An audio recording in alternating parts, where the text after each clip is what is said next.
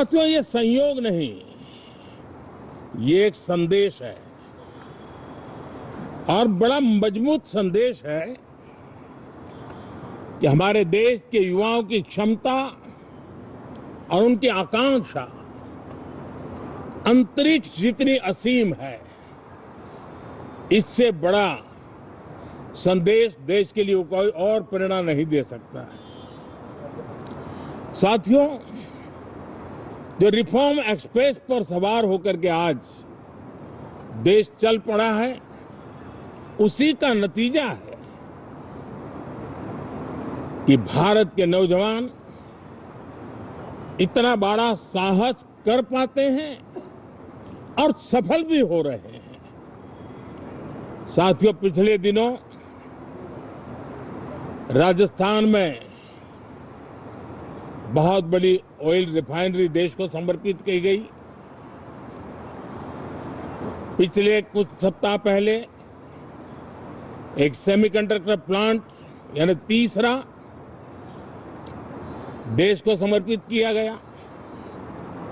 अभी कुछ दिन पहले ग्रीन हाइड्रोजन से चलने वाली ट्रेन, और विश्व में बहुत कम देश ऐसे हैं कि जिनके पास ये सुविधा है, लेकिन भारत ने जो हाइड्रोजन ट्रेन देशवासियों को समर्पित की है, वो सबसे ताकतवर इंजन वाली है और सबसे लंबी है।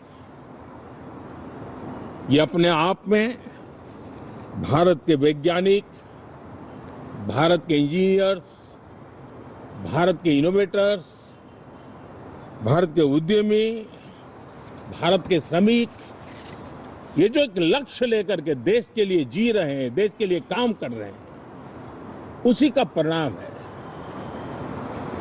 साथियों, हम भली भांति जानते हैं और पूरी दुनिया चिंतित भी है, लगातार कहीं न कहीं युद्ध की स्थितियां बनती रही है। पश्चिम एशिया के युद्ध के कारण भारत जैसे देश जो एनर्जी के लिए औरों पर डिपेंडेंट है, उनके लिए ये पश्चिम एशिया का युद्ध एक बहुत ही बड़ा संकट का कारण रहा। Petrol, diesel, LPG, fertiliser, chemicals, यानी हर विषय में अनेक बाधाएं, अनेक संकट आए। उसके बावजूद भी भारत 7.7% के ग्रोथ से दुनिया की मेजर इकोनॉमी में सबसे तेज गति से आगे बढ़ने वाला देश बन के रहा। ये भारत के सामर्थ्य का परिचायक है।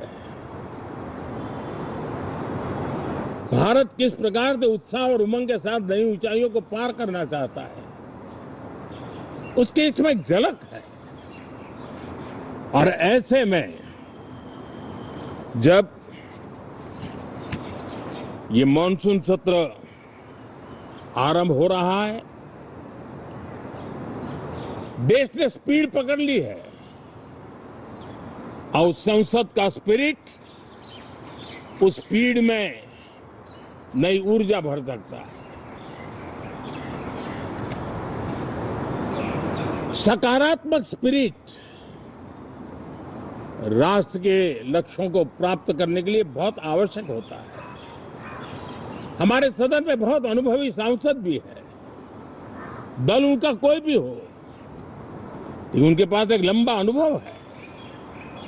ऐसे समय में उनके अनुभव की, उनके ज्ञान की संसद को भी जरूरत है, देश को भी जरूरत है। और इसके लिए संसद का चलना, सार्थक चर्चा होना, मिलजुल करके देश को आगे ले जाने के संकल्प लेना, ये मैं समझता हूं कि बहुत ही समय की मांग है। एस्पिरेशन से भरे हुए देश के युवाओं की मांग है कि हम आगे बढ़े। आज समय की मांग है कि राष्ट्र निष्ठा से भरे हुए